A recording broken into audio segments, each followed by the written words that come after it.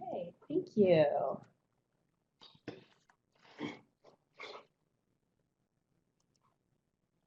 So again, welcome to the Community Collective Impact Model for Change Initiative Cohort 2 introductory webinar. We really appreciate your attendance on this cold morning here in Ohio. If you haven't done so already, please make sure that you mute your phone. I hear a couple of background noise. We want to make sure that we get as crisp as recording as possible because I do know that there are people who can't make it today.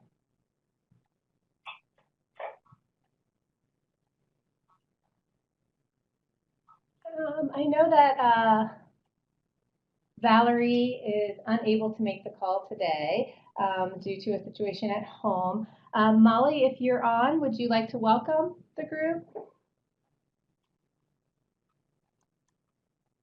Don't think Molly is.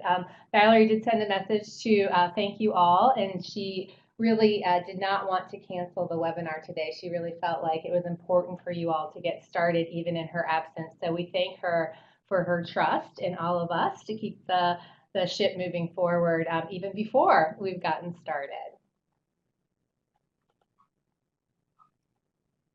This is Julie Spohn from Ohio Moss, so I'll speak for Molly and Valerie.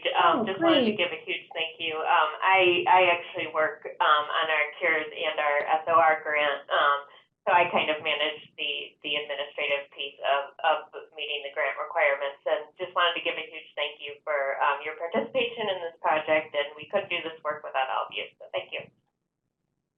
Thank you so much, Julie, for chiming in. I'm sorry I missed you in the chat box, so thank you, I appreciate it. I failed to follow directions. I didn't put myself in the chat box. I will now. Awesome. And Julie is the one who helps keep us on track with our responsibilities with SAMHSA in terms of reporting and compliance. So if you hear from her, then you know that that information is really important, and it's what she needs to keep the money flowing into Ohio. So we're glad for your role that you play in this grant, Julie.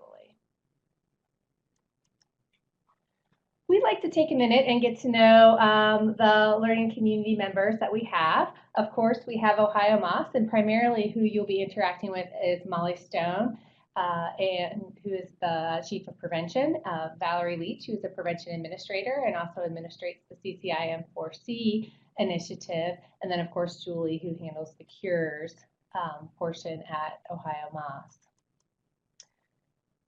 We have our Collective Impact Training Technical Assistance and Evaluation team, and here are the pictures of the individuals that you will be working with throughout the course of the grant.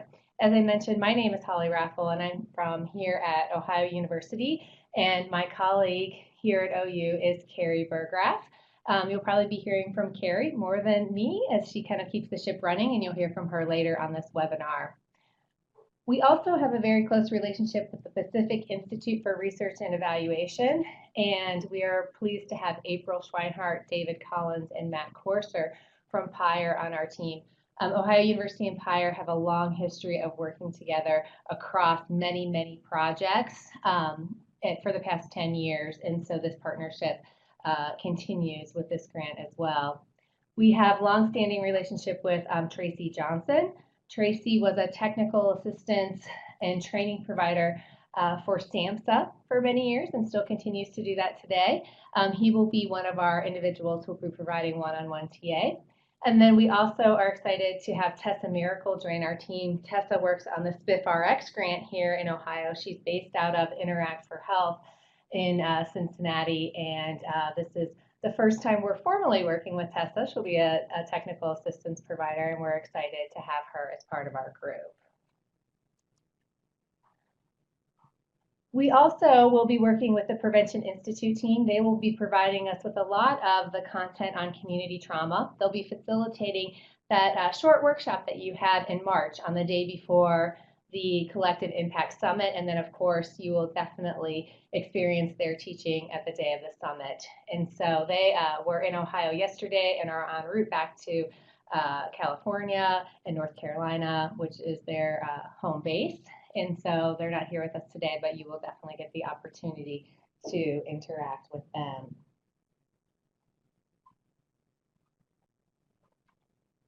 We would really like to have the opportunity to get to know you on this learning community offering today. And so what we'd have you do is unmute your phones, and we would like you to talk about your name, county, and organization. And if you could just have one person kind of introduce you and your team, why your organization applied for this opportunity, and what your organization hopes to gain from this opportunity. And do we have any volunteers to go first? And as my good friend Derek Longmire says, if you volunteer to go first, you know you don't have to be last. Hi, this is Stacey Lovewood. Hi, Stacey. We can hear you, and you're from Champaign. Sure, yeah. So Adam Thornton and I are the Champaign County team, and we are the two leads of our opiate task force, which is part of our drug-free group. And we applied for this grant because between Adam and I, we sit on all of the prevention coalitions for our community health improvement plans for both Logan and Champaign counties. And we recognize the need for shared vision, shared data collection, shared results, shared outcomes, and have been looking at collective impact and trying to get that off the ground in our community in absence of any technical assistance and help. So this was great timing for us. What we look to be able to accomplish is some of the deliverables that will be focused around opiates in this grant. We have not been collecting that type of data or looking at it from those perspectives. So we're very excited to help lead our group that direction with the intention of down the road leading other coalitions and committees in the direction of more impactful outcome-based work. Thank you, Stacey. We're excited to have you and Adam on board, and we appreciate you going first. And it sounds like this opportunity is the right opportunity at the right time. Who would like to go next? And Stacey, just a reminder to mute your line so we minimize that feedback. Good morning. This is, oh, go ahead. I'll yield. Go ahead. Oh, thank you. Hi, this is Nicole Williams, and I also have Charla Van Osdal here with me, and we are from Seneca County. Good morning, Nicole and Charla. We can hear you. Go ahead and tell us a little bit about why Seneca County applied for CCIM4C and what you hope to gain from this opportunity. All right, so we are currently working on the SIP-PFS project. So when we saw this come out, we thought that it sounded like a great follow-up to that grant and process and everything. Also here in Seneca County, we do have our CARSA coalition, which has been working through the SIP-PFS project, but we also have the Seneca County Opiate Task Force that's been working on a lot of treatment and different things like that. We have a new drug court that's been going really great here. And then we also have the Seneca County Health Alliance. So being able to take kind of what we're learning from here and collaborate on kind of like what Stacey said with all of these different groups and organizations and just making sure that we're bringing the best opportunities for our county. Thank you very much, Nicole. It's nice to get to work with you in a different setting. So we really appreciate you thinking about how this works with your SIP-PFS efforts in Seneca County. Who would like to go next? We heard another volunteer. You want to go ahead and jump in? Good morning. My name is Rick Skilleter, and I am representing Always County. I have Donna Dickman as well on the phone. We're with the Partnership for Violence-Free Families, and as of 2 o'clock this afternoon, we will be known as Prevention Awareness Support Services. We're changing our name later today. At any rate, I'm new to prevention world, so this is first a learning experience for me to kind of get familiar with the operations and the greater grant world.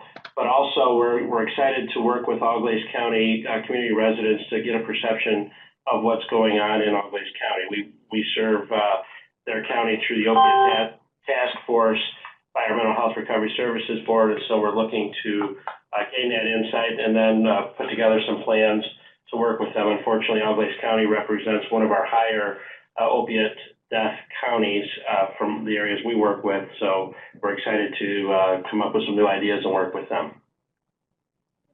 Thank you, Rick. It's nice to meet you. I haven't met you before, but of course we have a strong relationship with Donna from the Smith PFS.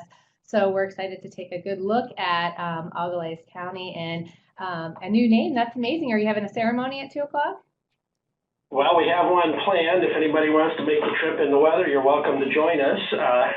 Unfortunately, the entire county shut down, so all of the folks we've invited are not working today. But yes, we are having a little get together from 3 to 4 this afternoon, and hoping to have at least a turnout, if not a great turnout. But we're excited to launch the new name later today. Wow, that's amazing. And if you have any press releases or information that you'd like to share and have us put up on our website, we're happy to do that for you. We'll certainly do that. Thank you very much. And if you have cake, we might all just show up. We have cake, and I'm guessing if I set it outside for 5 minutes, we'll have frozen cake and send it anywhere in the state for you. Awesome. It'll be kind of like Dairy Queen, right? Exactly. Well, welcome, Rick and Donna. Who would like to go next? Hello, this is Cynthia Brown Sherry. I'm calling from Toledo, Ohio, and we're all frozen out, so I'm at home. And I'm calling, I'm the Manager of Prevention and Mental Health Promotion at the Mental Health Recovery Services Board. And we're very glad to have the grant, of course. Amy Priest is also online from our office. And we fund over 70 programs in Lucas County for prevention, treatment, recovery, and support services. And 14 of those are prevention programs and services. So we do have a pretty strong network in Lucas County as far as addressing the opiate epidemic. We have Lucas County Opiate Coalition, we have a Prevention Coalition, the HOPE team, Drug Court, Syringe Exchange Program, Narcan Distribution, of course, drug take-backs. And we have over 20 permanent drug drop boxes as well here in our county. So we're interested in creating pillars instead of silos, and we want to look at the impact on families of the opioid epidemic, secondary trauma for first responders, and hopefully we can create a website to just help folks have easy access to services here in the county. So glad to be here. Well, welcome, Cynthia and Amy. And Cynthia, you and I, of course, have a relationship with this with PFS because you sit on one of our work group committees for that. So I'm glad to see you on project work. All right, thank you. Glad to be here. And this is a wonderful opportunity to sort of set the groundwork for collective impact into looking at those bigger issues that are going to arise within your community. Of course, because we know opiate addiction doesn't exist in the vacuum. It causes additional problems, but it's also exacerbated by additional issues that we see in our communities. So I'm excited to see where all of our projects grow in this area. So thank you. Who would like to go next? Hi, this is Andrea Hoff in Montgomery County. Can you hear me? We can, Andrea. Nice to hear your voice. Hi, glad to be a part of this. I also have Ashley Mack here, also from my office. So we work for the ADAM board here in Montgomery County. We've actually been working on the opioid issue for many years. And we have two really rather large community stakeholder groups that come together to address our opioid issues. One is our Montgomery County Community Overdose Action Team, and it's looking at the opioid epidemic on a much broader scale. So it works under the incident command model and the collective impact model, run through our public health department and co-sponsored by our ADAMS board. It has lots of committees related to treatment and recovery and harm reduction and interdiction and supply reduction, et cetera. It also has a prevention branch that Ashley co-chairs. So it is really looking at the prevention specifically of opioid prescription misuse and abuse. including decreasing efforts that will decrease accessibility and availability of prescription medications. And then the second group is our Montgomery County Prevention Coalition, which is a newly funded DFC recipient. So we just received the Drug Free Communities federal grant this past October for that. Opioid prevention is one of the priorities for that coalition. And because we did not want to replicate work that was already being done under our code, that group is one group that has a dual reporting structure, both up through our prevention coalition that ultimately reports to our DFC grant, but then also through our community overdose action team. So we're not duplicating efforts. So we have a structure in place, and we have been working on collective impact for a while. The thing that has really interested us in this particular process is when we look at Montgomery County and the Dayton, Ohio area, we have had disproportionate issues around drug abuse even long before the opiate epidemic ever hit. So prior to this epidemic, we had rates of drug abuse and diagnoses of addiction disorders that far exceeded other communities that really have nothing to do with the opioid epidemic. And that obviously begs the question of what else is going on in our community.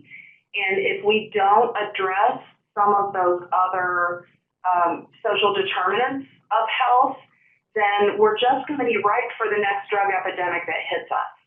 And so we really are hoping that this process will help us to look a little bit deeper and a little bit beyond just the substances and prevention of the particular substance, and look at what can we be doing as a community to address some of those other risk factors that our community is experiencing.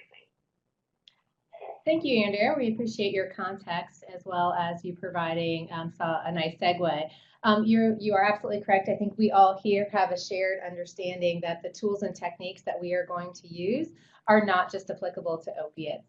We do mention opiates and we do focus on opiates because that's our funding source right now, because it comes from Cures money. However, what the training is focusing on are processes and frameworks that are absolutely good for any type of substance or actually any issues that communities need to look at. So thanks for pointing that out. And I think it's a good reminder to all of us that this work is broad. And again, while we don't always have the flexibility to say that, and we really come at it from an opiate perspective, we do recognize the wide applicability and transferability. So I'm glad to have you as part of a project. I've known you for many years, but haven't got to work with you on a project, so that's exciting. So we're glad to have. Exciting. Yeah, we're glad to have Montgomery County here. Welcome. Thank you. We have 3 communities left. Who would like to go next?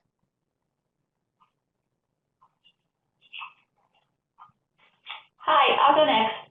This is Jennifer Thorne. I'm here from Columbiana County, and I have Brenda Ford with me. She's the coordinator of our county coalition. Hi. Good morning. We hear you. It's nice to have Columbiana County back. It's been a while since I've worked with Columbiana County. Right. We're pretty excited for this opportunity. What we're looking to get out of it is, when I first started this position in September, I'm the director of outreach here at the Columbiana County Board. And one of the first things that my director gave me was we need to form an opioid hub. And so I did a lot of research on it. What can we do? How can we start this? Who do we get involved?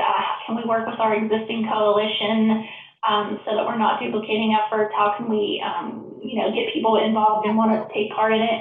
And then we saw the RFP for the collective impact model. And so we had some discussions here and thought it might be a good thing to try for. So here we are. Good. Welcome. We're excited to expand on that good work that you've been doing in Columbiana County since the Fifth Sig days, which was about 10 years ago that work started. So glad to have you back and see how things have changed and where you've progressed. Fantastic. Looking forward to it. Welcome. And that leaves us with Huron and Scioto. This is Kristen Cardone from Huron County. Hi, Kristen. We can hear you. Welcome.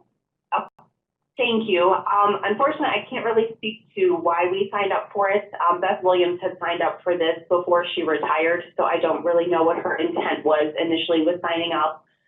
One of the things I'm really hoping to gain from it is just a framework and tools to help aid and increase collaboration amongst the stakeholders in our community, as collaboration is one of the things that we really need to focus on moving forward to make sure we're meeting the needs of the members of our community. Thank you, Kristen. It's always difficult to pick up a project in the middle of a movie, so we're grateful for you doing that for Huron County, and we hope that this opportunity will be a good way to reset and provide you a space to look at that collaboration and grow. So we appreciate you being on the call today. Thank you. And finally, Scioto County. Hello, I'm Tiffany Justice.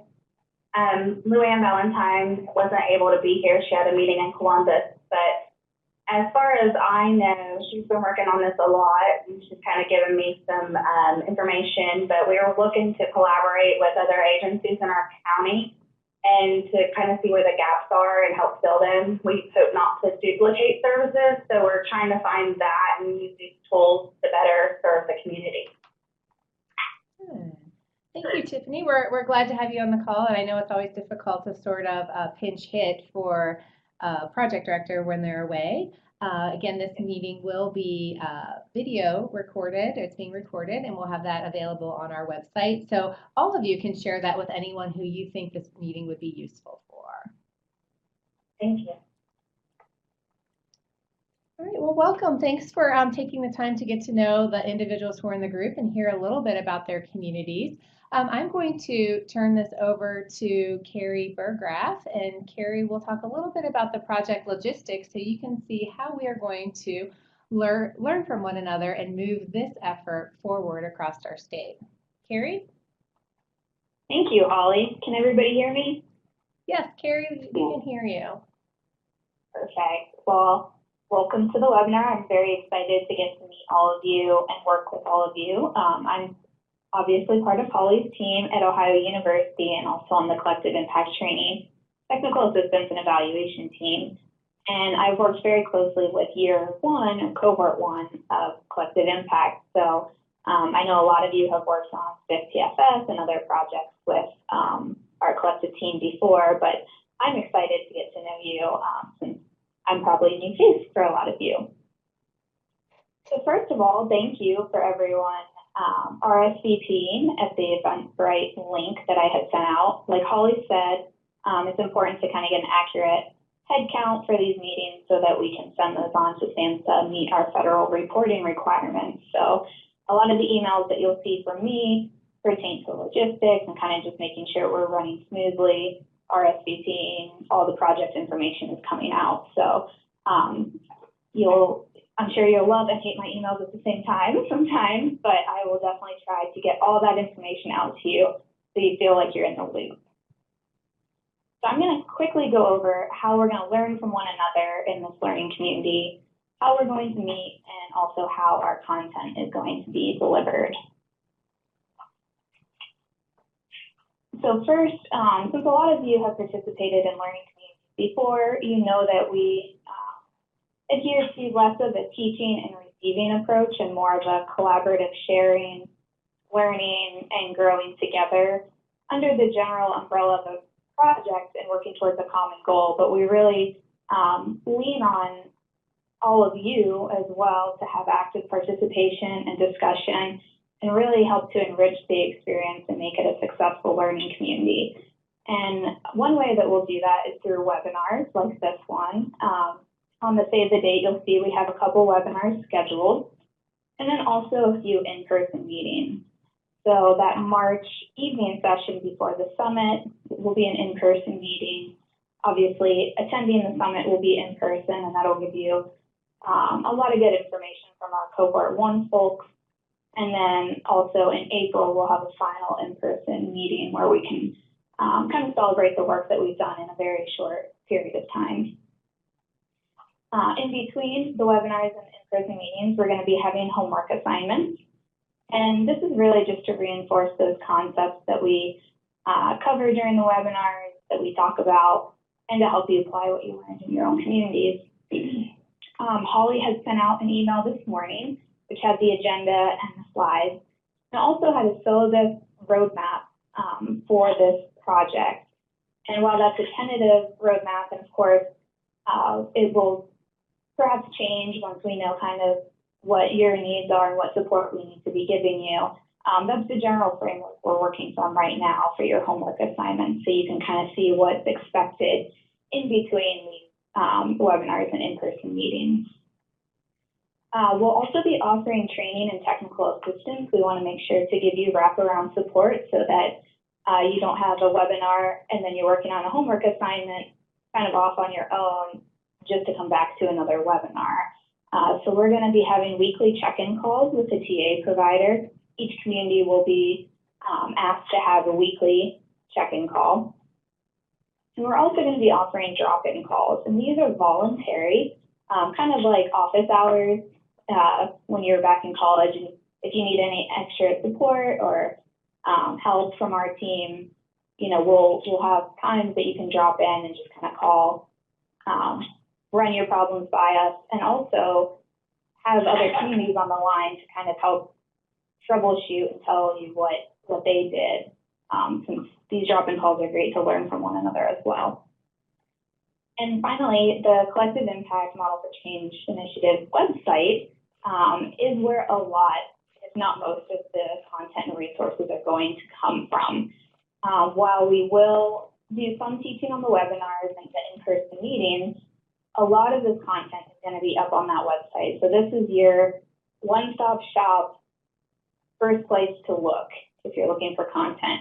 And we'll make sure on these check-in calls and our emails and the drop-in calls that you know exactly where to look for this information, and you can always call us with questions if something doesn't make sense. But we are currently working on the website to make it very user-friendly, to be able to look by content for Cohort 2. And Cohort 1 is up there as well, so you can kind of jump around and see what kind of work they did and what the training materials were. But for your purposes, that project information tab on the website will kind of be your home base.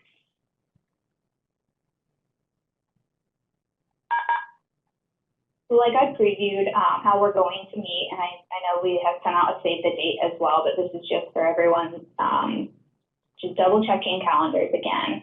Our next virtual meeting will be Tuesday, February 26th, and then we have that night session into the summit in March, and then finally in April we'll come together for our final face-to-face and celebration of the work that we've done.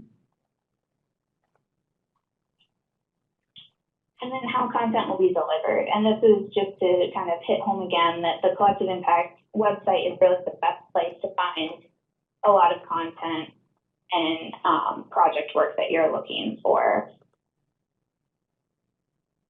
Right now, the web pages are in the process of being reorganized, like I said, but everything will be up there. We're going to have little blurbs, and I hope that it creates a really good roadmap for you and for your communities and anyone else that's working on the project, so everyone can go have all the information and know exactly what the call is and where we need to go.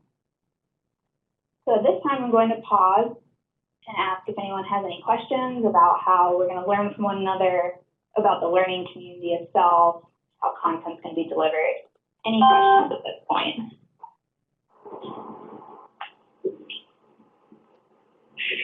If you just joined, please put your phone on mute. We're getting some backup. I think someone might have gotten disconnected and rejoined. Thank you. Remember, if you're not talking, please leave your phone on mute.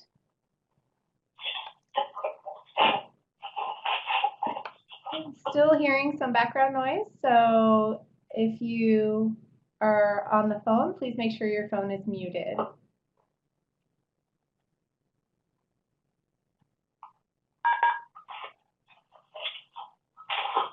All right, well, seeing no questions, we'll kind of forge ahead, and I'll pass it off to Holly to go over the overview of what you're all going to be working on for the next few months. But if questions do arise, please feel free to email me or any of the other team members, our emails will be, well, they're on that email that I sent already. We're all CC'd on that email. And then my email will be at the end of this webinar as well. And I look forward to working with you all. Holly?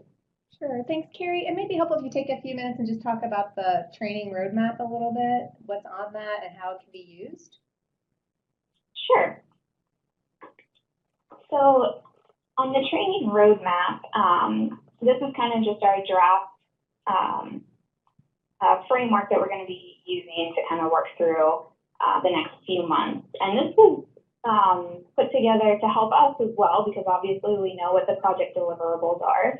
We know where we want to be at the end, but we need to know how to get there.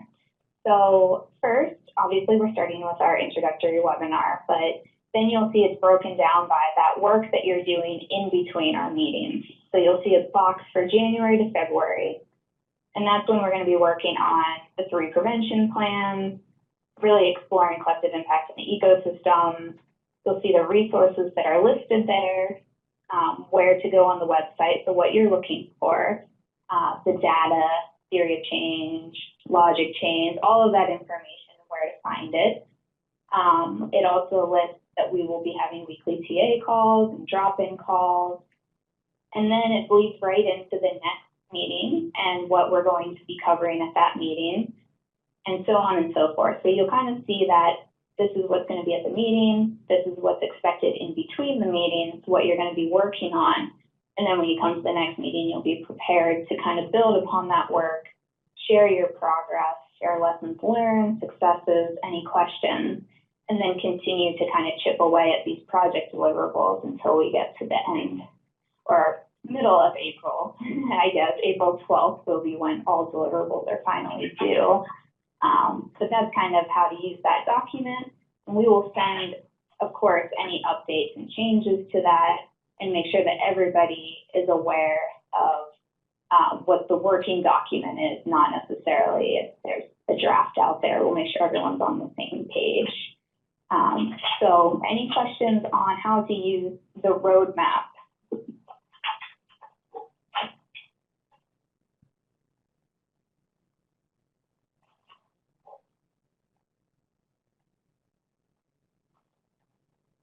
All right, great. So I will hand it over to Holly. And again, if you have any questions, please feel free to reach out. Thank you so much, Carrie. We really appreciate you letting us know the resources that are available to us as we move forward, as well as sort of the plan for how this initiative is rolling out. What I'm going to do before we get into what the deliverables are is provide a brief overview of the Community Collective Impact Model for Change Cohort 2. And some of the key takeaway ideas that I'd like to leave you with is, one, community work is hard, important work.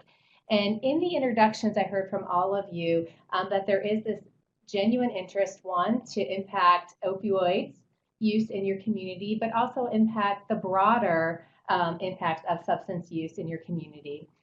What I also heard was this idea to collaborate, not duplicate services. Look for ways that we can do what we're doing, but do it more efficiently and have better results. And when you work with communities, as many of you know, it is very difficult, but it is so important that you invest in community-based process in order to really make a difference in your community outcomes. The reality is that with this funding opportunity, it was a carry forward funding opportunity, so we are time limited. The funding expires April 30th, and that's why we're very cognizant. There will not be any no-cost extensions because we can't with this work. So that's why we need to kind of come up with the best mix of touching base as a group and doing independent work as you move your communities forward, and also providing you the tools and support that you need to move forward at this aggressive pace. What we hope that you see is that this is sort of a mini project that we hope will sow seeds. We know that by April 30th, you're not going to be left with the solution to opioids or to substance abuse in your community, but we all know the reality is there really is no magic solution. A lot of it is putting together frameworks and processes so we can continually work on an issue. We can look at what we can do, as Andrea said, with the social determinants of health in order to make sure that we are creating the best assets in our community that are going to prevent substance use and promote mental health. So this project is as much about utilizing the framework, growing as a community, as it is about the specific deliverables. And if you keep that in mind, it tends to help frame this project not only for you, but also for your stakeholders. Of course, the KSAs, and we call those knowledge, skills, and attitudes that you develop leading this process and your community members acquire while taking part in this process, we hope that they will transfer and transcend this particular body of work and help move you forward. A lot of you are familiar with these tools. Most of our tools, in fact, all of them have been built from the community up through a lot of different projects. They've been reviewed and approved by providers, Adams board members, a lot of subject matter experts across the state of Ohio over time. And it's a great opportunity to get on the same page as those who have participated in SPIF-6, SPIF-PFS, SPIF-RX, our suicide prevention grants, the collective impact grant. And so it's a good opportunity to see how these tools work in your community and can help support your efforts. What we know from our work is that communities are increasingly facing wicked problems. And this article, I like to say, is vintage because it was published in 1973, which was the year I was born. Nobody do any quick math in your head. But it was designed by community planners. And what they said is that communities are facing these deeply wicked problems, and they're not wicked because they have consequences like death, like the opioid epidemic, but they're wicked because they are complicated because they require a lot of stakeholders and they require a community approach to solve. And interestingly enough, back in 1973, the authors, Rittel and Weber, had the foresight to list substance use and mental health issues as wicked problems that we need to address. So this idea that substance use is a wicked problem requires a number of solutions, not the one solution, and also this constant checking in and reframing and framing the issue. It really isn't new. We use this article a lot. It's pretty dense, but we will post it on the Collective Impact website at that address that's listed there for you to take a peek at. But this wicked problem framework is really where this idea of collective impact was born.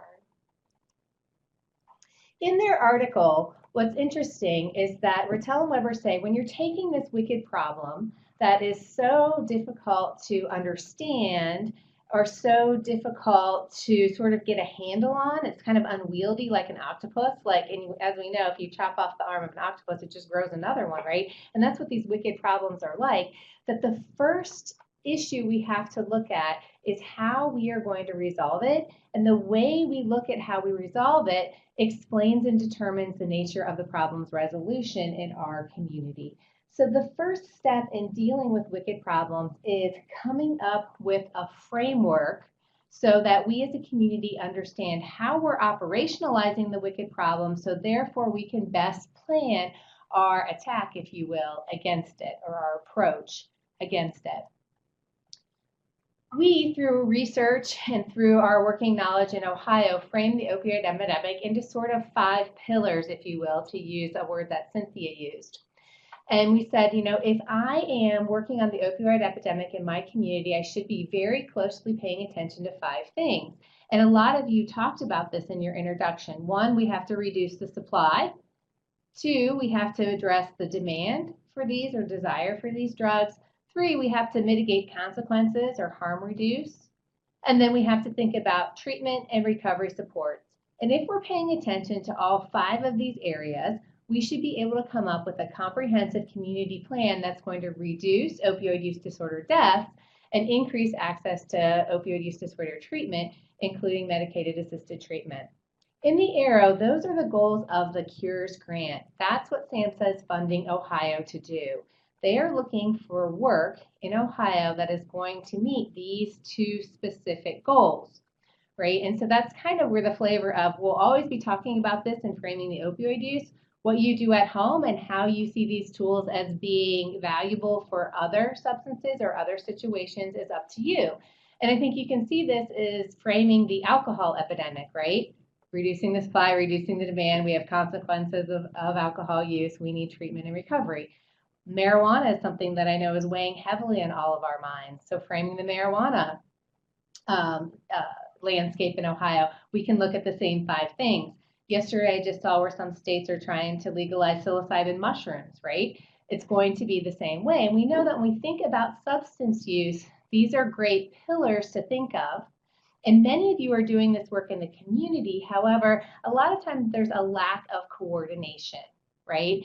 And so what we want to do is use this as an opportunity of how can we get on the same page, because we all want the same outcome.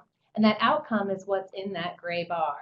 And so if we all realize we all play these roles, we need to bolster the roles. We need to take things that are working and amplify them, take the things that aren't working, or maybe the things we've been doing just as legacy programs but aren't really impacting it, and take that money and funnel it to other areas that are, or other promising practices. And then realize that we are all playing an important role in the outcome. So no one area gets privileged over another, right? We need prevention, which is areas 1, 2, and 3. We need treatment, and we need recovery supports. All of these 5 areas are necessary. However, as most of you alluded to, they're not sufficient. So I'm going to say that again because that's important. Prevention, treatment, and recovery supports are necessary in addressing the opioid epidemic, or really any other substance. However, they're not sufficient. And what we know is that communities are also facing individual trauma and community trauma. And these areas oftentimes are coming from the social determinants of health that are at play in communities. Some communities are facing joblessness. Some communities have homelessness issues. Some communities are facing social isolation issues. Some communities need to heal from the damage of the opioid epidemic. You have children who are in out-of-home placements. These are all issues that are fueled by the opioid epidemic, but also then exacerbate the opioid epidemic. These are the issues sometimes we say are the elephant in the room, if you will. And we all know that when we come together and you have maybe food security at the table, you have medical care security, you have your community action, and you're all sitting in the room and said, if we could solve this in our community, or if we could work towards mitigating this issue, then all of our jobs would be easier. So I'm going to pause at this point and ask each community to type in the chat box. And again, this doesn't have to be your final big issue or wicked problem, but what are some of the wicked problems that your community is facing? Those ones that come up in meeting after meeting. So just type in your community and then that wicked problem that you have. See many of you typing. I appreciate that.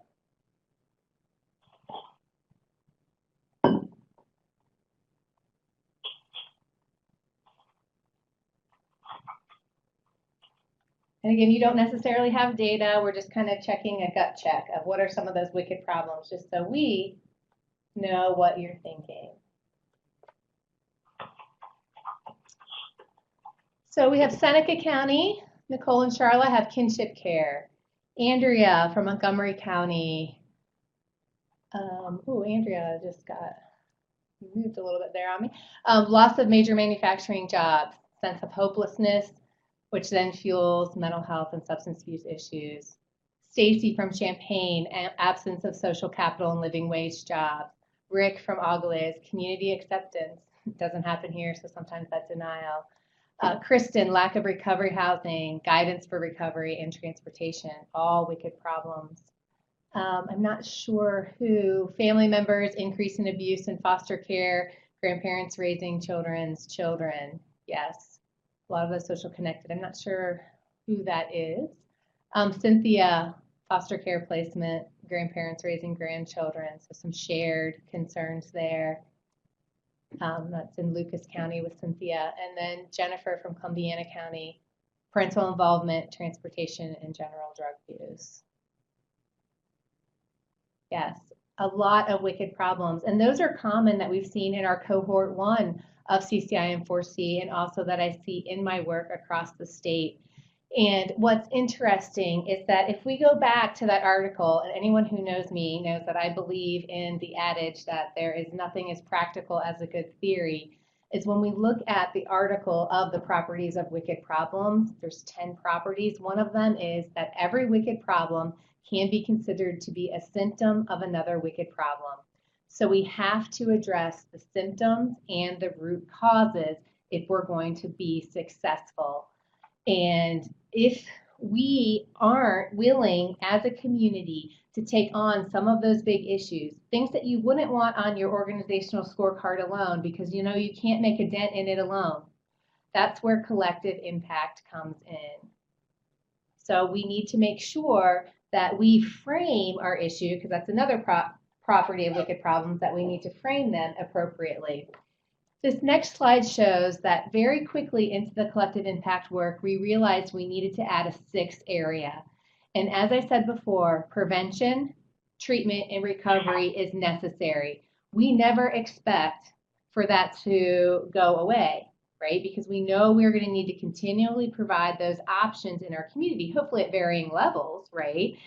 We hope to increase the amount of prevention, which will then decrease the amount of treatment and recovery supports. But right now, we need to make sure that we're addressing all three areas. It's necessary, but it's not sufficient. So communities need to then say, how are we going to take on this sixth area? And it could be something that's causing community trauma. You could think of it as the wicked problem in your community. Our CCIM4C communities think of it as, they frame it positively, as our big, hairy, audacious goal. What is that big, hairy, audacious goal that we want for our community? And of course, once you know what it is, you can go ahead and type it in. So instead of having 1 through 5 and then the 6 being community trauma, it could say foster care system, or it could say community social capital, or it could say transportation, right? But we know that we need to frame the opioid epidemic, or reframe it, into including that area. And that's exactly what I heard from most of you in your introduction, is we're looking for a way to pay honor to treatment, recovery, and prevention, while at the same time pushing our communities forward to thinking about what is that other area that we need to take on. So I'm going to pause here and just take a quick temperature check and see if you could just type in the chat box. Is this idea kind of making sense to you? Is this something that you feel your community needs as they think about substance use and mental health?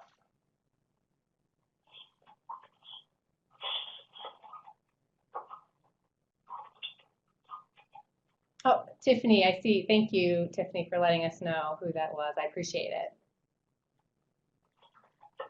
Stacy from Champaign, it's exciting and scary. Yes, no one wants to touch these issues. That's what we're hearing. Kristen, yes, I think this will be beneficial.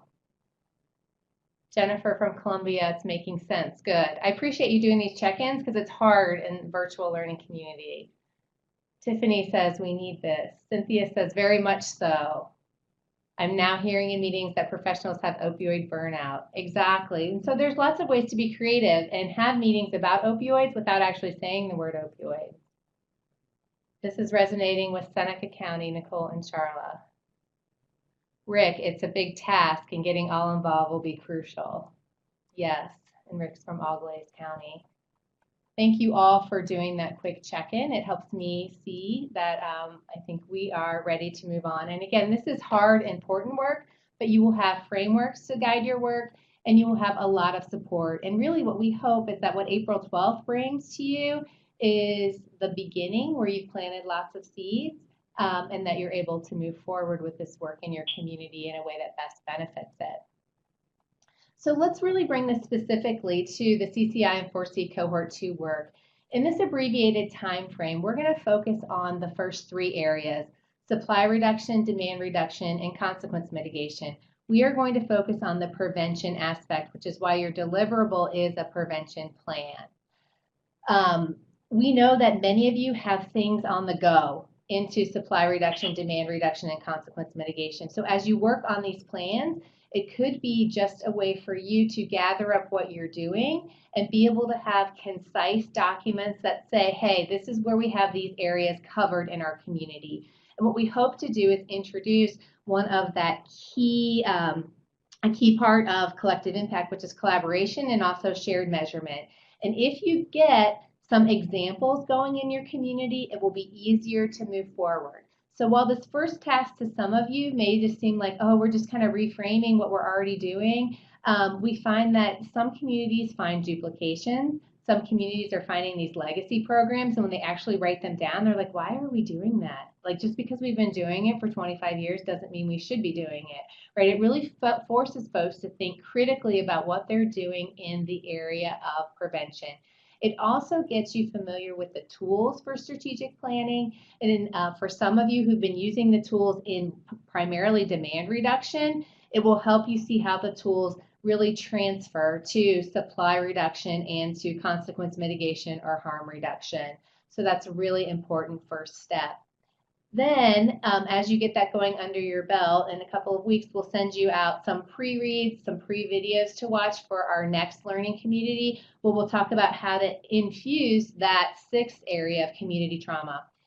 Note that we don't require you through this project to have a plan to address community trauma. So you won't necessarily leave this with a strategic plan, but you'll leave this with an ecosystem.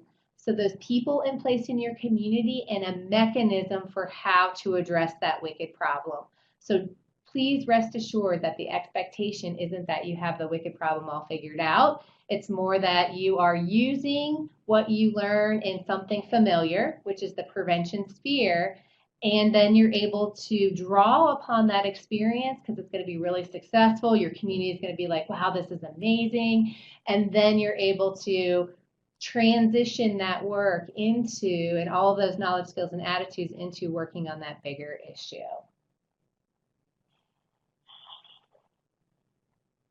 What questions do we have before we move on to what those actual project goals and deliverables are?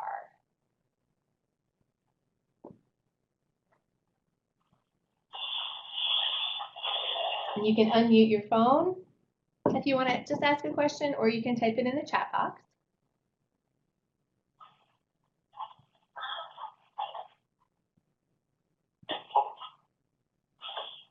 Okay. I'm going to transition over to Matt Corser, who is going to play the role of Valerie Leach today, since she is unable to make the call. And just a reminder, if you unmuted your phone, please go ahead and mute that so we don't hear background noise. And Matt, I'll hand this over to you. So if you want to do a voice check, and then we'll get you going. Great. Can everyone hear me? Yes, Matt, you are loud and clear. Thank you. Great. Good morning, everyone. I'm really glad to be on the webinar with you. I know many of you are really looking forward to the journey we're going to take over the next few months together. I'm going to pinch hit here for Valerie, and we're really just going to talk briefly about the project goals and deliverables. The RFP that you responded to had 3 goals that, they're really going to structure the work we're going to do between now and April 30th. The first is that we're going to do the comprehensive community level prevention plan map that's going to be grounded in the SPIF. And it's really going to focus on those first 3 areas in the graphic that Dr. Raffel just put up: reinfection, supply reduction, and consequence mitigation. We're going to identify and implement evidence-based prevention strategies that are going to help our communities address opioid misuse and abuse. And as Dr. Raffel just mentioned, we're going to be developing an ecosystem, and that's really going to be a subcommittee structure, a group of essentially our human capital, and then a mechanism using the principles of collective impact to help us position our communities to better address community trauma in the future. So those are sort of the 3 broad goals that are going to structure our work, and that really everything we do is going to inform. And I'm going to drill into them a little bit in a little bit more detail now. To address basically to build out our community level prevention plan map, we're going to have a total of 3 different prevention plan maps: one for demand reduction, one for supply reduction, and one for consequence consequence mitigation, or harm reduction. And really, in one sense, those will be separate plan maps, but they'll also be related. They will all hopefully work together and help your community address those three areas.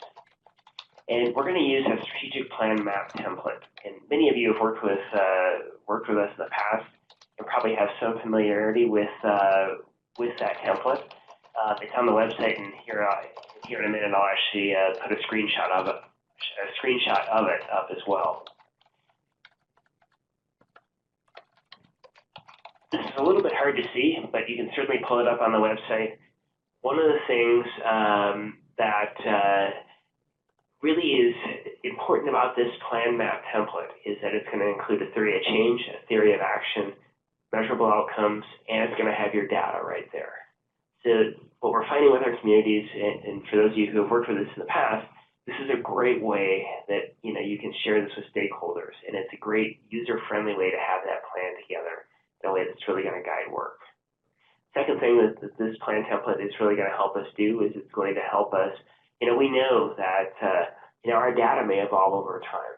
Our problems and root causes may evolve over time as well. And we know that once we have a plan, that over time we'll need to continue to address that. And this gives you a tool that actually is going to be easy to update, easy to use both now and into the future to guide work in your communities. The second thing we're going to be doing is we're going to identify and implement evidence-based prevention strategies. And, for this, you're going to need to turn in at least 3 strategy proposal forms. And it's essentially going to be at least one strategy for each of the 3 sort of focal areas of prevention that we're working on with this project: demand reduction, supply reduction, and consequence mitigation. And we've got a strategy proposal form. It's up on the website. And as we move forward, we'll focus more on that. And during your drop-in calls and weekly TA calls, we'll focus on that as well. So I wouldn't worry too much about it right now. But really, the nice thing about that strategy proposal form is that it's really going to guide you through a lot of the aspects that you need to think about when you're selecting a strategy and beginning to move towards implementation. To inform our third goal of building an ecosystem, we're going to use the data that you have already, and we'll do that together, to select a wicked problem that your community needs to work on across sectors and really across that continuum of care. And you'll have the freedom, the flexibility to build that ecosystem in a way that reflects your community. It's something that is locally owned, locally driven, fits the culture, the context, the players in your community. So across our communities here in Cohort 2, we'll probably see those ecosystems represented in a lot of different ways, and there might be different players in those ecosystems, and that's fine. What's going to be key here is that the ecosystem you develop is something that really fits your community, and it'll end up focusing on both the structure and the process for how we move forward. And I wouldn't worry so much about that right now. As the slide says, there are resources coming. We'll step through together to where we get there. Here's a sample ecosystem and one way a community represented it. It does not, yours does not necessarily have to look like this, but this is one way that we can do this. One of the things we have found with our first cohort of communities is that having a graphic that really outlines what that ecosystem looks like really helps identify those relationships. And it really does help, articulate what that looks like and sort of how it's going to work together. Deliverable due dates. In here, I think really that tentative syllabus or roadmap is going to be helpful. We're going to have lots of opportunities along the way to turn work in for feedback, to basically pause and get a sense of where we are, and then get the feedback that we can use to refine and improve our work. That syllabus roadmap really kind of gives you a good sense of when things are due and what to be working on. It'll be something as well that I think as we work together, we'll probably build that out even a little bit more, so that as you have questions or things come up that maybe we haven't thought about, we get that in there, and so that everybody's essentially got the same roadmap what we're working towards. The key deadline to keep in mind is that all of our deliverables for this project are going to be due April 12th by 5 p.m. And what that's going to do is it's going to give us a little bit of time to get those finalized and to get them reviewed before the hard stop we have on this project of April 30th. So I'm going to pause actually for a moment and ask if there are any questions, and you can either unmute or you can type in the chat box. But would be glad to hear any questions or concerns that you have at this point. Thank you. I see where Cynthia had her question answered. Again, there are 3 key products for the deliverable, and those were all in the RFP, and Matt kind of talked about them now. Stacy from Champaign had a question: what cost should we prepare for those of us needing a budget revision? Stacy, I think as you go through, because you can use some of this funding obviously for your planning process, but you can also use it to implement those strategies you identify in your prevention plan. So it may be best to wait until you've kind of got your prevention plans done, and then if you want to use some of the funds from these dollars to implement, go ahead and do that at that time. In order to release those implementation funds, you would just set up in GIFMIS an implementation plan, and you would have to have that strategy implementation form completed and sent to Valerie, and Valerie can answer all of those questions. But typically what her counsel has been, wait until you know what you're going to implement, and then go ahead and do that budget revision at that time. Does that help, Stacy? Okay, great, thank you. And Valerie's very flexible, and we all recognize that with a planning initiative where you can use implementation funds, those budget revisions can come at any time, and just to work really closely with Valerie, who works closely with Julie, to make sure that it all gets taken care of.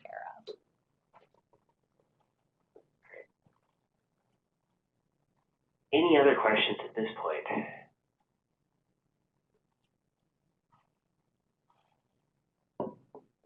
Not hearing any at the moment. I think one of the closing things I want to emphasize for all of us is that we're starting a journey, and we're going to do this together. And it's also something where we're going to, step through this. So I don't want you to feel overwhelmed at the moment. That there's a lot of steps, and April 30th we will be amazed at how far we've come. And I see as well, Stacy just typed a question: will we have the opportunity to hear from Cohort 1 in this journey, or have them as resources? And I think that's a great question. Certainly, during our summit in March, it'll be a great opportunity to hear about their journey and about essentially what they've learned and where they are. The other thing as well is that a lot of the resources and a lot of the tools that you'll be able to work with are things that were developed in partnership with those Cohort 1 communities. So I think certainly that's a great thing for us to keep in mind. I really appreciate that question. And I think what we can do as well is look for opportunities where, essentially, our Cohort 1 communities and our Cohort 2 communities can work together, because we certainly know that communities are strongest when we're learning from each other. And Stacy, I think that's probably coming from your experience with the SPIF PFS. We have kind of that Cohort 2 coming behind, and those will be the opportunities on the drop-in calls. So the drop-in calls will be formulated by topic. You'll have training and technical assistant members there, and then depending on the topic, we'll pull in the Cohort 1 members, so you'll have the opportunity to hear from them and their experiences as well. And we really draw upon this resource of you have a time to give and you have a time to receive. And so we'll be asking those Cohort 1 peoples for their time to give and share their experiences as well.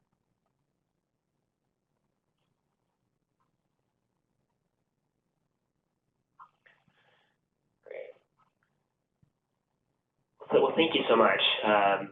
And I think with that, we'll turn it over to Dr. Rittel to talk about next steps and some key ideas.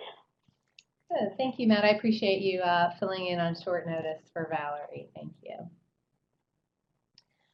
So next steps, I've sat in on these training and technical assistance and introductory webinars from SAMHSA and from HRSA and a lot of federal funders. And I always appreciate when folks give me what are the key takeaways that I need to do now, and that's what we hope to do in this section. So one key idea is that your organization can't do this alone. You're going to have to draw upon the many resources that you have in your community, and you're going to have to start getting people together to sort of facilitate this idea that we have this opioid epidemic or substance use and mental health issues in our community. We're going to start here at looking at what we're already doing or where we need to be doing work in prevention as it relates to opioids. So that's why we kind of launch with people actually doing work. And what we found is if the entry point is into a lot of theory, people kind of say, well, how does this apply to me? But if we give them a concrete example of how this collective impact approach works around a task, then communities are mobilized a lot quicker and easier. So the collective work on the strategic plans for prevention is a great way to prime the pump. Right? And it's a great way to reframe. So even if you've been doing strong prevention for 100 years in your community, putting it on the strategic plan maps that are, they get printed out in 11 by 17, they're really easy for people to follow. All of a sudden what you're saying is we're putting everything in one place, we're using the same format. That creates the idea of a backbone, and backbone is one of those critical elements of collective impact. So basically what you're saying is, hey, let's come together, let's take a look at what we're doing. We'll use this as an opportunity to find gaps, to eliminate things that aren't working for us, amplify the things that are working for us, thinking about prevention in 3 separate areas, and seeing how that can transcend into our other work. The one key point is that we don't really have time to collect new data. You are going to find through this process, particularly if you're switching to an outcomes-driven or data-driven approach for the first time, where we're asking to actually look at why you're doing the programs you've been doing and what data are you collecting to support them, that you're not going to have all the data you want, and that's okay. Again, we don't look for you to have, oh, we have our 3 prevention plans done, they've turned in on April 12th, check. We look for these to be living documents and that your community can, have a plan for marijuana or have a prevention plan for alcohol. And they're not going to be static, right? But you're going to turn in the best plan at the time of April 12th, right? And you may have areas where you want to collect new data and keep this group, whoever's working on it, active in that process. So hopefully that makes sense as you move forward and you understand why we're using this as an entry point. So start with the end in mind. If I was a project director sitting in your shoes, I would say, you know what, the first step in my community is to do a comprehensive, outcomes-oriented or data-driven, community-based strategic plan for opioid prevention.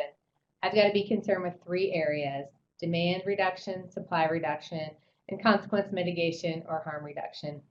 In my sandbox is I have to use this template. So now, where do I need to go from here? Well, get a basic understanding of the CCIM4C initiative and share it. Our CCIM4C project directors from Cohort 1 created a 10-minute overview video. There's a link to it. It's also available on the CCIM4C website. You go to the main page and it's at the bottom right-hand corner, kind of tucked away. And so, watch that video, share it with the people you're bringing at so they can see that this is part of a larger vision. The next thing I would do if I was leading this is think about my approach. How am I going to define the work? You need to come up with your community's working definitions for supply reduction, demand reduction, and consequence mitigation. Like consequence mitigation or harm reduction, you have the use of naloxone. It could be needle exchange. It could be, you have to think of all of those risks or harms that are associated with opioid use that your community is doing. Supply reduction, of course, is interdiction, but it's also the things like drop boxes and deterra bags and all of those things.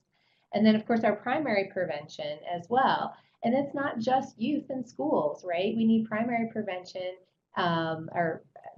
demand reduction can be that primary prevention that we're doing with youth in schools, but it can be what does our community have for alternatives to pain? We want to reduce the use of pain medication, so we have to make sure that we have enough alternatives, physical therapy, acupuncture, etc. So you really need to think about how your community defines those three buckets of reducing the supply, reducing the demand, and then mitigating the consequences. You also need to think about who in your community you'll need to collaborate with to do the work. And some communities have found it's easier to think of having 3 subcommittees, one in each area. There may be some cross-pollination or cross-membership, and that's fine. The key thing is it's not up to you as a project director to do this alone and just, quote, knock it out. If you're doing that, you're not building the capacity your community needs to do collective work.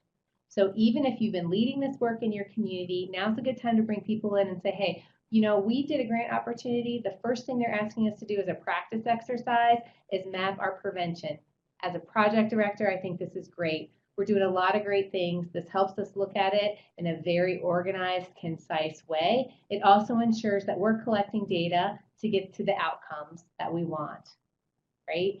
And so again, framing it that way is going to be really useful because you want to move your community along in the process.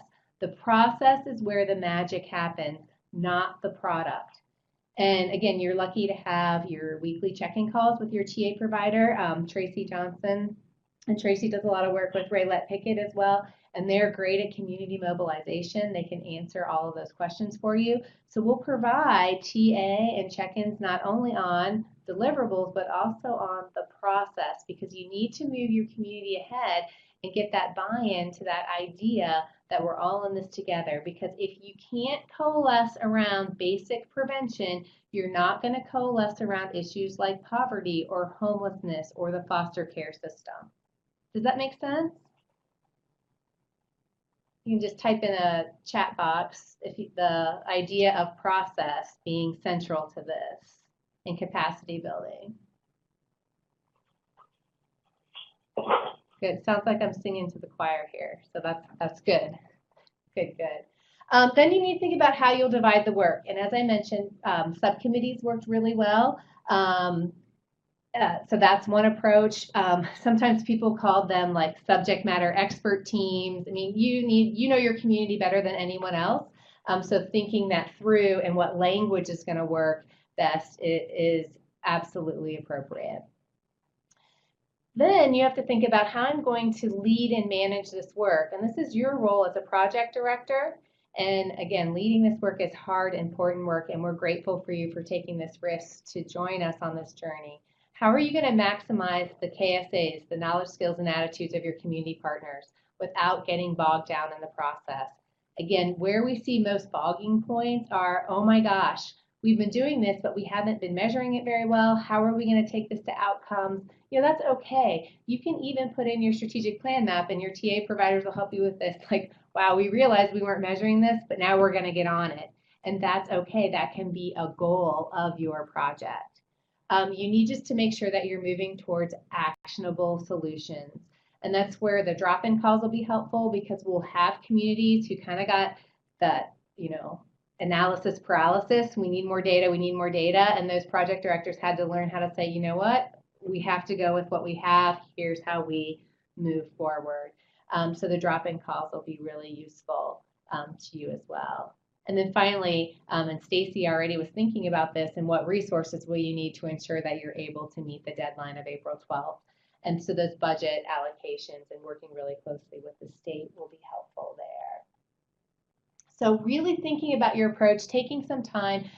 You were required to have 2 people. So, you know, having those 2 project directors or co-leads help you think through the work. And if you're not the leader of your organization, you need to make sure that you have the authority to do this work as well. So if you're sitting in middle management and you need to have those conversations with your supervisor, now would be a good time. Maybe share this webinar, share what you learned to make sure that you're supported in the process. That's another issue of where things got bogged down, is where a project director was feeling like they were being asked to do something that was sort of above their pay grade, or sort of without the blessing of the person who authorizes them to do this good work. So if you feel you're in that middle management position, now would be a good time to say, hey, here's what I'm being expected to do. What can I do and what can't I do in my role? So being strategic as a leader is something that is going to be very useful for you as you move forward. And then as far as the action steps for how to actually complete these strategic plans, we have it all laid out for you here. Visit the SPIF page on the website to help you become familiar with it. Organize the available data you have. We have a resource there for you. Learn about logic chains. Learn about the Ohio SPIF planning tools and the strategic plan maps. Become familiar with our strategy selection tools. Again, these are the resources we have. They'll be supported by your weekly calls. We will have drop-in calls probably around all of these key areas. Cohort 1 members on there, our TA team on there, so you can jump on the calls. We repeat the calls several times. So if you're a morning person, you can have your coffee call, you have a lunch call, and you have an evening call. The drop-in calls is no more than 30 minutes. But we want you to be supported in this work. The most important thing to us is use your resources. What we found through this experience with Cohort 1 is your mindset's important. Many project directors have said, if you think of this as like an online class that meets monthly, it's really helpful because it's up to you to keep up with the materials and to keep moving forward at home and kind of using the office hours and using your one-on-one time with your instructor, if you will, if you go back to that analogy. That's how you keep the CCIM4C initiative moving forward. This is an extremely aggressive timeline. I know many of you, this is not your full-time job, but part of kind of signing up for this was saying that we were going to do these 3 deliverables. You knew what they are in the RFP, and we're providing you tools to move forward. So it's best not to just wait until April 1st to try and get these together because, again, it's about the process, mobilizing your community, and that's why we have kind of the suggested roadmap or syllabus. The 30-minute weekly TA check-ins, they're up to 30 minutes. Sometimes it'll be 10. Sometimes it could be all 30. These are just opportunities for you to discuss your progress, and it also provides us with valuable information about how to structure the learning environment. It gives us ideas for how to topic out those drop-in calls. So being open and honest with your TA provider is crucial because our team meets Monday afternoons, and that allows us to provide the best support for you. If we don't know how you're doing or you're telling us everything is great, then we can't make changes or adjustments. This is definitely a two-way collaborative street, and your community experience is important to us. 3, again, drop-in calls. Most of our communities find those really useful because you're not just listening to a TA provider, you're listening to a fellow Cohort 2, and you're also drawing from the experiences of Cohort 1. It's an opportunity for you to hear from your peers and know that you're not in this alone. We all have a lot of times shared struggles, and we can come up with shared solutions to them.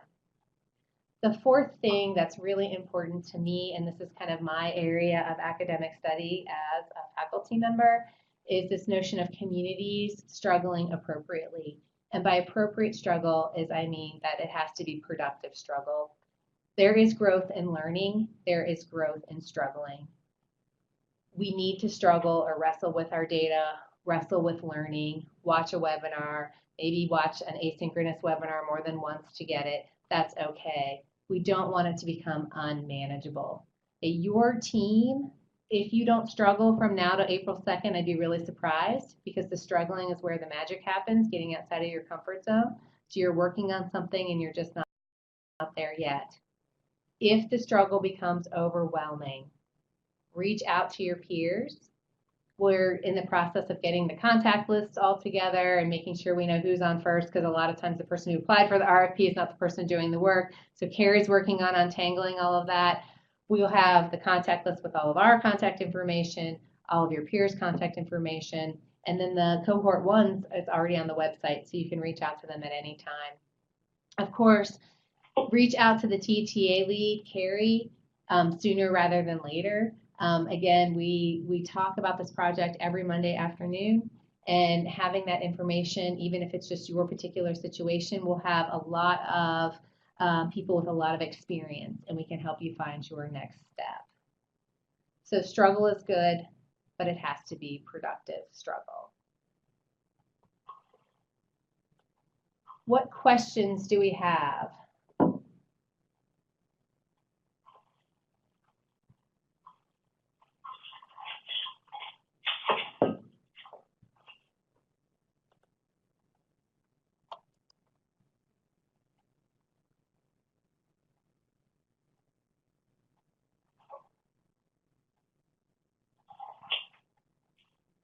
See a lot of people are typing in, so I'm just going to give them a few minutes.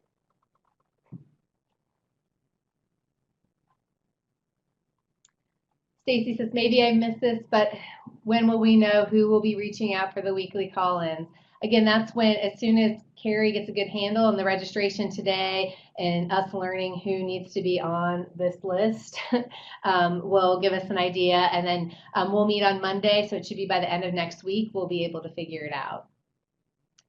Donna, will there be a staff member assigned to connect with each county? Donna, that's your experience with the SPIT PFS. This project isn't resourced to that level, so it may not be the same person all the time, but you will definitely connect with someone. What we do is we just identify the needs, and so if you have a TA call and a weekly check-in with someone one week, but you're struggling with something else, and we find that another person has that expertise, we will go ahead and let you know who that will be. But you can assume that your weekly calls will be at a standing time. Who that TA provider is may or may not vary depending upon your need. Tiffany, can you provide more examples of what types of things others have implemented? Cohort 2 was unique because they actually had to go through some data, or Cohort 1, sorry, went through the data collection process. So they just submitted their implementation grants at the same time that you all submitted. So we don't have all of that up on the website quite yet, but you can go to the website and you'll see there's a tab for webinars.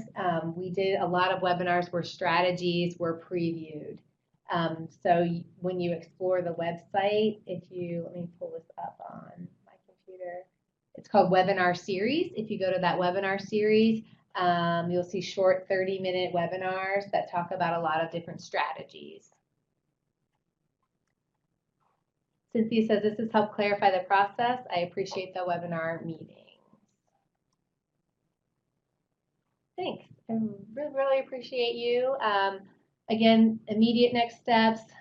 We'll get out the contact list. We'll start working on that. You should definitely hear from us by the end of next week as you give us some time to play catch up and get those calls started. But in the meantime, you all can be exploring the website and the resources and moving forward. I appreciate all of your participation today in the chat box and via the phone. Thank you for helping us keep this webinar on time. Again, this work is hard, important work, and we think of our public servants. A lot of times we think of our EMS providers and our military, but those of you who are providing service in government agencies as well as nonprofits, that is important public services too. So coming from the Voinovich School of Leadership and Public Affairs, I want to thank all of you for your public service and helping to keep Ohio a safe and healthy place for all of our residents. So thank you for that.